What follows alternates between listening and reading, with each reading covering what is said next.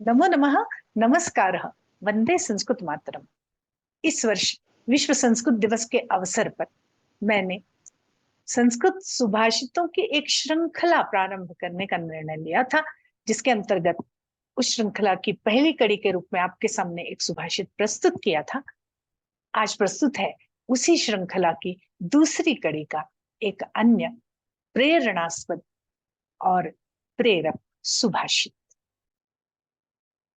जो आपको सचेत करेगा कि विद्या और धन, ये दोनों वस्तुएं कहाँ रहें तो सुरक्षित है। तो प्रस्तुत है आपके सामने सुभाषित क्रमांक 2।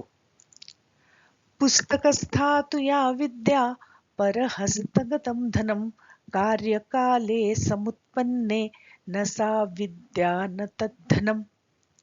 यह सुभाषित हमें बता रहा है कि हमने जो धन अर्जित किया है या हमने जो ज्ञान अर्जित किया है, वह धन और ज्ञान यदि हमारे अधिकार क्षेत्र में नहीं है तो वो आपातकाल में वो किसी भी काम का नहीं है। आइए हम इस सुभाषित के प्रत्येक पद का अर्थ करते हैं।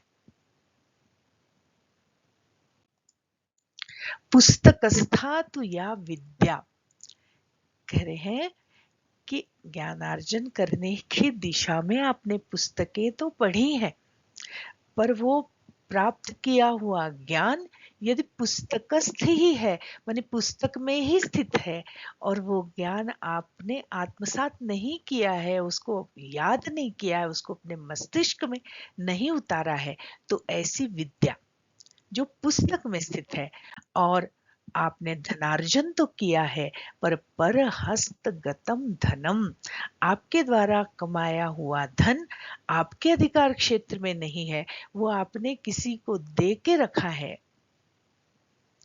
ऋण दिया है, या वैसे ही किसी दूसरे के हाथ में अगर आपका धन है तो या आपकी विद्या यदि पुस्तकस्थ ही है, माने पुस्तक पढ़ने के बाद भी उस विद्या को आपने धारण नहीं किया है अपने मस्तिष्क में, और कमाए हुए धन को यदि आपने अपने अधिकार क्षेत्र में नहीं रखा है, तो कवि आगे कह रहे हैं कि कार्यकाले समुत्पन्ने, जब कार्यकाल उत्पन्न होगा, माने आवश्यकता जब आएगी उस विद्या की और उस धन की, या जब विपत्ति का काल आएगा, तो ऐसी स्थिति में वह पुस्तकस्थ विद्या और वो परहस्तगत धन, उन दोनों के विषय में कह रहे हैं कि कार्यकाले समुत्पन्ने न सा विद्या, वो विद्या विद्या नहीं है, अर्थात वो विद्या किसी काम की नहीं है। मतलब आपका विद्यार्जन करना व्यर्थ है अगर आपने उस विद्या को किताब में ही रखा है और अपने दिमाग में धारण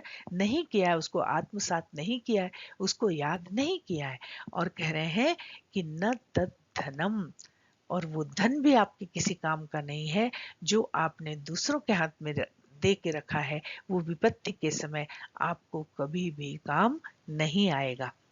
एक बार फिर से इस पूरे सुभाषित का अर्थ देखते हैं कि पुस्तकस्था तु या विद्या पर हस्तगतम धनम, कि जो विद्या पुस्तक में ही स्थित होती है, माने आपके दिमाग में नहीं होती है, और जो धन पर हस्तगतम, दूसरे के हाथ में होता है, आपके हाथ में नहीं होता, ऐसी ये दोनों वस्तुएं कार्यकाले समुत्पन्ने, आवश्यकता आन पड़ने पर या विपत्ति काल आन पड़ने पर, कह रहे न सा विद्या, न तो वो विद्या है और न तद्धनम, और न वो धन धन है, अर्थात वो विद्या और वो धन दोनों ही अर्जित करने के बाद भी आपके किसी काम के नहीं है।